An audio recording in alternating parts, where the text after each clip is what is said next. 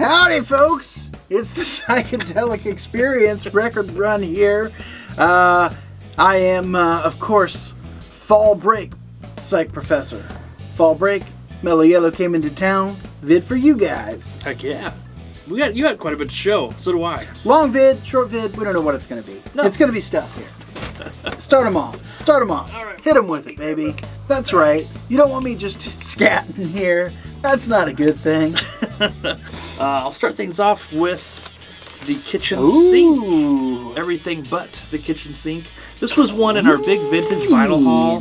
They had like 2 or 3 copies of this. Yeah. The first trip, and I was like, I'll get them in the next one. They were all gone by the time I went to the next trip. So, and I've been looking for it ever since on Instagram.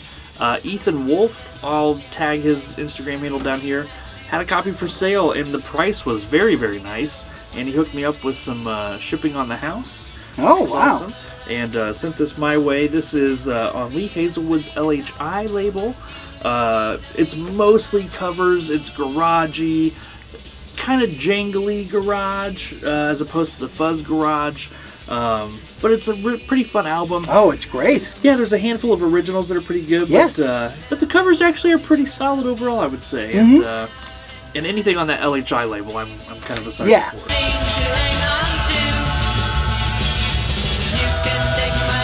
All right, first one I'm going to show here came in from our buddy Dylan. Oh, nice. Noble Records. He had showed this, I think, in a flip video or something. And, of course, he has a policy that we try to respect. Not asking him to send something our way, letting him put it out in his shop first. But I did happen to mention that, ooh, was that a promo copy of Miles Davis's Aghartha? And, or Aghartha? I'm sorry. Yeah. And he said, yeah, it was. And I was just like, hey, if that's still on the shelf on Monday, can I have that? And he said, yeah, if it's still there, I'll let you know. And I was like, oh yeah, okay, cool. And yeah, it's got the sort of always interesting when you see those because you expect there to be lengthy track listings, but of course, this is a great live jazz fusion album from Mr. Miles Davis, and so those are some long burners there, baby. Long burners there. A very boring inside of the gatefold. Especially in comparison to the outside. Yeah, the cover is amazing on that thing. Little tiny bit of ringware. Backside, look at him there, man. Yeah, man.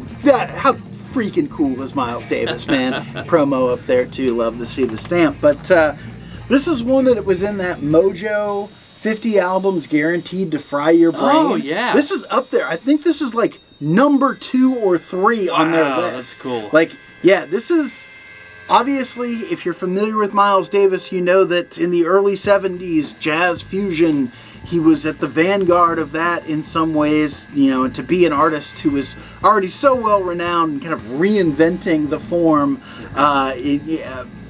on top of the fame that he already had, man. It just super, super cool stuff here. This is killer jazz fusion. It's so good. Yeah.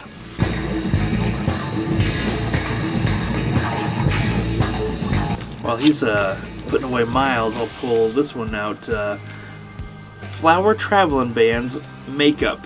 So their first album, Satori, the white cover, kind of the, it's not a Buddha, but something kind of like that sitting in front. It's kind of considered like the heaviest Japanese psych rock album. Like it's up there with like Blues Creation and those. So this is their second album, and I had a chance to grab this from my record store. And I was like, I'm going to take that home because, man, that other one has such high praise. This is going to be awesome, too. And the comparisons to the first one were like Black Sabbath, Zeppelin, like super heavy. It's like, cool. Put this on, I was like, I'm not getting the Black Sabbath or the Zeppelin. Like, it's kind of heavyish, but it's not that. And then, like, a couple tracks later, I was like, this is Deep Purple. That's what this sounds like. So I've since listened to that first album. It's Black Sabbath, it's Zeppelin.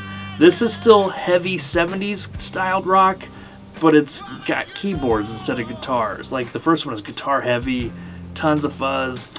This one is, they get a little organ or keyboard heavy there, but this is Japanese pressing on Atlantic. This originally came in a leather bag kind of a thing and with an obi strip. Mine's missing both, but the discs are very clean. So is it a Japanese press It then? is, yeah. Okay. Yeah. I don't know if this was pressed in the States or not. I Okay. think, but they were on Atlantic, but in Japan, so kind of weird thing there. But yeah, it's decently enjoyable, but it was much more progressive in that 70s style than I was expecting it to be. It was like, it's not as easy as it is to find this thing. I'm going to hold on to it, but man, I'm really, really after that first one now, because this was kind of a disappointment.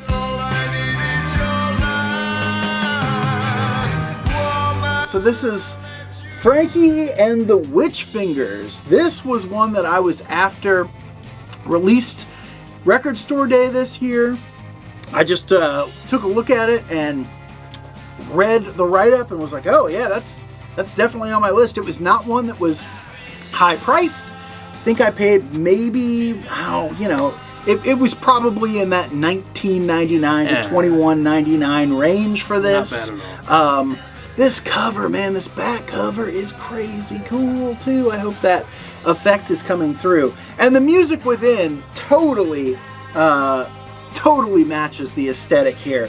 Got a cool little inner sleeve there. I'm sure that was just a hype sticker that I saved. And a pretty nifty disc too, if I do remember. Yeah. Ah, yes. Yeah. Shout out to Greenway Records. Always green with the cool color vinyl. Yeah. And I, of course, remembered like a couple standout tracks and stuff. Okay, so Frankie and the Witch's Finger. Obviously, this is a reissue. Came out, as I said, on Record Store Day. I believe this was originally released 2015. 2015. And yeah, it's apparently gotten very hard to find. Yeah, this is crunchy, man. This is some really fun, darker, heavier, crunchy psychedelia, new psych. So I know we occasionally get requests to talk more about that. Yeah. This record, I've seen a few of these since where there's like 3 or 4 of them still in bins on people's like last Record Store Day section. Yeah. So they're still out there. Grab one. They are mega cool.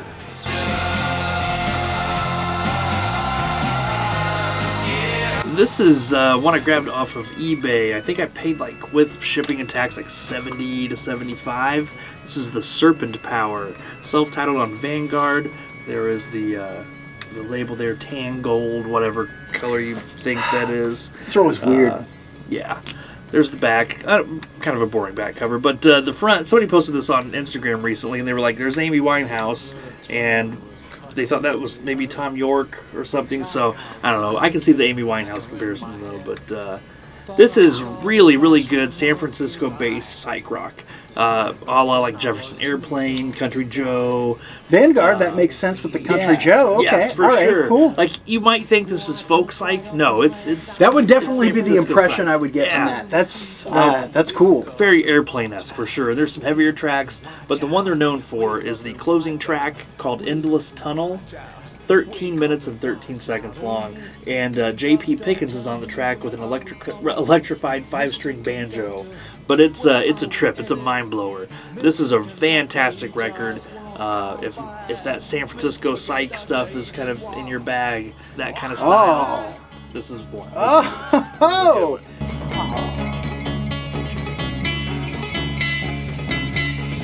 All right, a shout out due here to our buddy Brian at Dumb Records in Springfield, Illinois.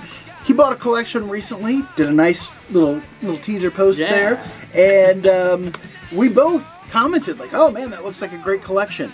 I just happened to be in Springfield the other day and was driving through downtown, and I was like, man, it's about 10, the shop's about to open. I'll just pop my head in and see Brian.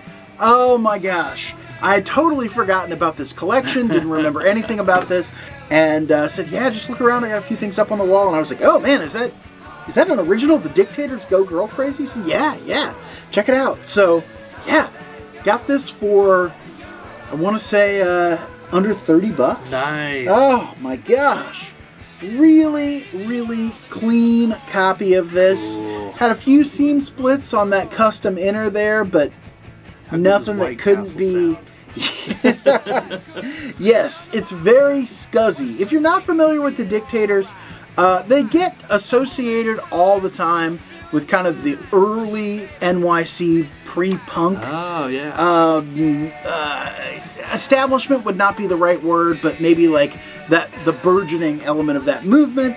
They were fronted sort of by Handsome Dick Manitoba on the cover there. It's got definitely some 70s pop rock feel to it, but also with a little bit of like a greaser machismo, and kind of, you know, that pre-punk, almost like cartoony style design.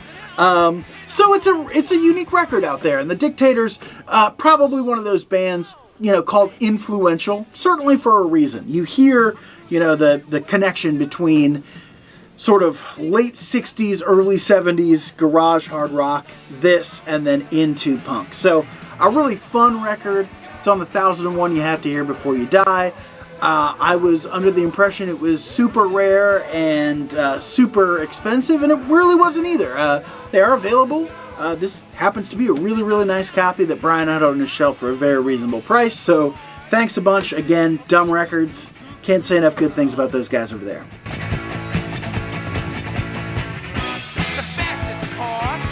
And so on the same day that you got the Dictators, I also popped into Dumb Records a mere 5 hours after you and picked up the Stone Roses. This came out in 1989.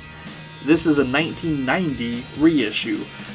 The 1989 US presses are like 100 and up. UK ones are ridiculous. Oh.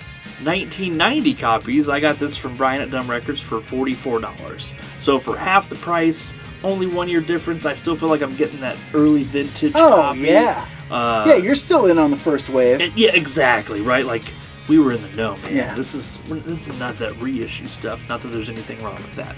But this is on... Ooh, I'm sorry, there's the inner sleeve there. Oh, nice. Yeah, I didn't pull it out or anything. It's on a silver tone. Yeah. Man, this record's so freaking good. I told Brian that this is probably a top 20 album for me of all time. It's so much of like you, because it's got the like psychedelic homages and the weird mixing and some of the stuff there. It's still a very like indie pop elements that are all you, and it has that 80s Brit rock that you are also just like, I'm all for just it, man. Ticking the boxes of a mellow yellow love. That Venn diagram just became a circle, my gosh. You know? Yeah, right there in this record, man. This is a great record. And I do like that the US press has Elephant Stone on it. The UK version does not. But I want to say there's a song omitted from the UK version that's not on here. But I'm not sure on that. Ooh, but I did not know that. That might be my favorite track on the record. Yes, mine too. Yeah. So yeah, if you're looking for a copy, that second press get you the nice price.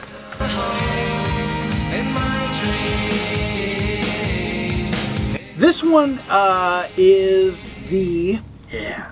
So cool. This is the 3-disc LP soundtrack to The Batman. The 3-disc special edition that was available through Mondo Records. And this packaging is just so freaking cool. I was a huge fan of this movie. I love Batman. Love this packaging. It's hard to get without glare, but man, I think that's such a freaking cool trifold. And the soundtrack to this film, if you saw this, I hope you got a chance to see it in theaters. I know not everybody is back to going to theaters yet, earlier last year or this year, but I freaking love this movie. This is a great popcorn movie. It is dark. It is a little bit derivative of Seven, but it's a Batman movie meets Seven. And you know what? That's freaking cool.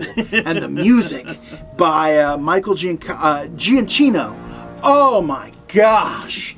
It is freaking awesome. I was a huge fan of this movie. The vinyl on this is cool. Amazing too. Colored vinyl that has kind of this like, looks like ghosted... so there's one that's the black. There's one that is, if I can get to him here, the green. The color palette of this movie is so dark, but so good. The blood splatter one. This is not a PG Batman. No. Oh man. Oh, loved it. But such cool music.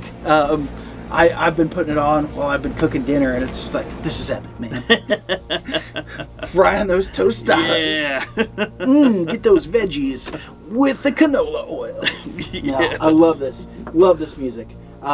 Super cool packaging from Mondo. I've loved everything I've ordered from them. Nice. Yeah, love it. Awesome.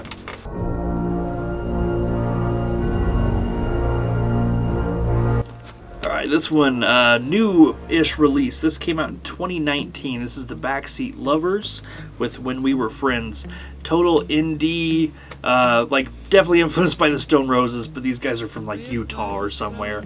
Indie rock, kind of upbeat. A friend that I know through my record store, we were talking about this record, and he was like, there's just something about that sound on that record that it's hard to find that sound. It was like, if you know this album, you know what that means, and it just hits a certain sweet spot. This is on Coke Bottle Clear vinyl. Man. Again, came out in 2019. When I discovered this, I think the song Kilby Girl is really big on Spotify and has been for a while. It's been on a bunch of playlists. I think that's kind of what skyrocketed these guys up. And I don't remember where it's going with this. Oh, man.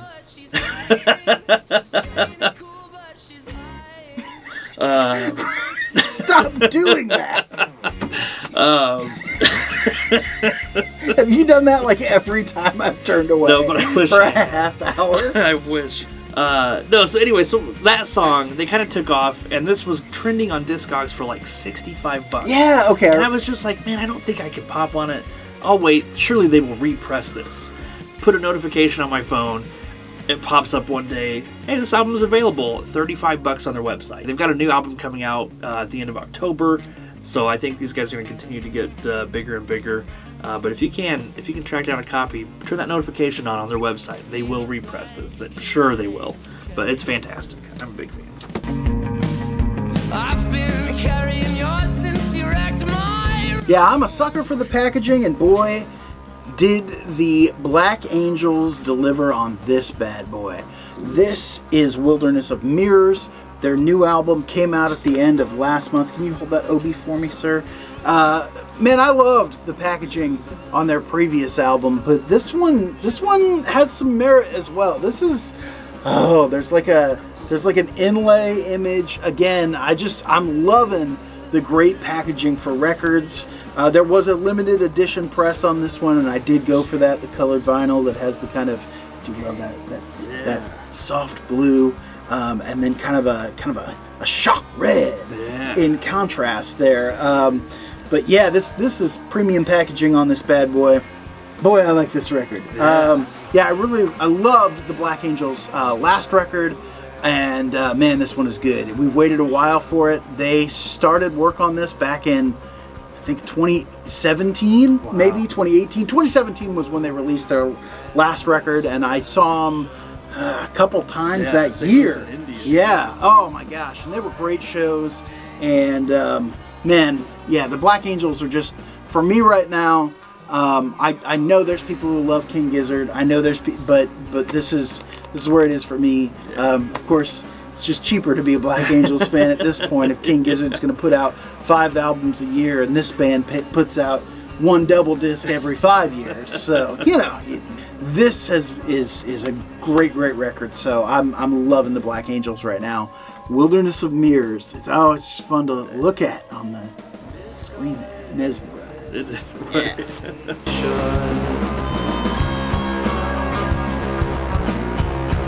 Alright, this is one you've had for a year? Yes! Maybe a little longer. Oh, I know what you're talking about. Finally tracked one down. I'll take it out. Oh my gosh. Dragonfly. Yeah, this was my number 2 record last year. I'm so glad you got one.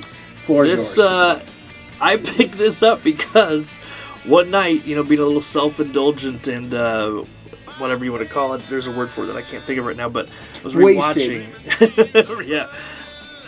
I was rewatching our top 10 because I couldn't remember what you had shown. Oh. And I got to Dragonfly. I was like, we got Dragonfly. So I just go to Discogs real quick, like, what's that going for now? And it was like one for sale, $100. And I was like, what? I can't. Or it was 110 or something. I was like, what? So I click on the listing, and there's a Good Plus VG copy for sale. Cover described as VG. Yep, it's intact.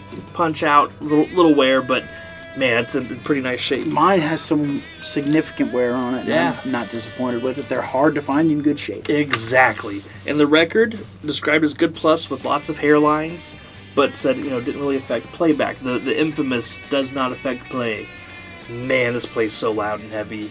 You can't notice any crackle or pop on this. So glad, man. I'm glad I got a cheaper copy.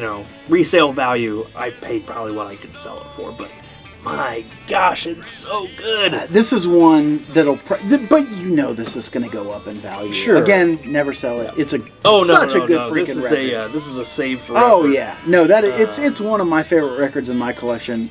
Really happy to have it. This one, so I Feel It and Portrait of Youth, both of those tracks, I really like those. And then side 2 just gets even harder. Crazy Woman is the opening. Yes. Kind of supposed to be the single. Yeah, I think. Crazy so. Woman. Man, what a good record on that Megaphone label. Track down a copy, folks. You've got the really nice reissue as well. Definitely check out. Yeah, however you can get it. It's Dragonfly. It's good.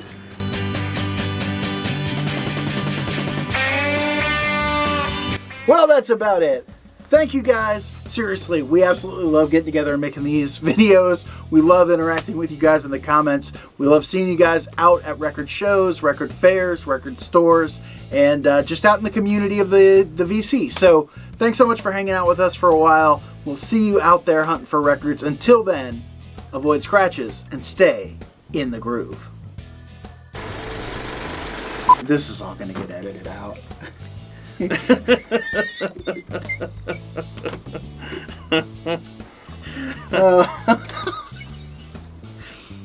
hate you.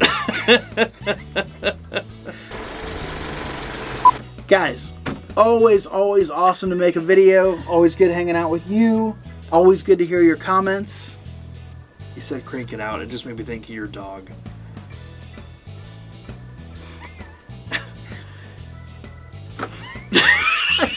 That just ended the conversation. Just done. What? All right. A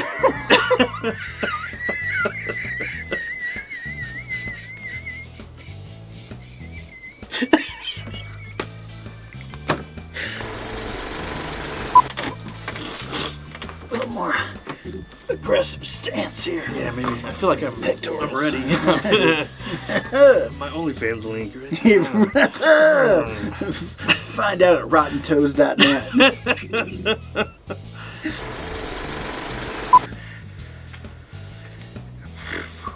Yep.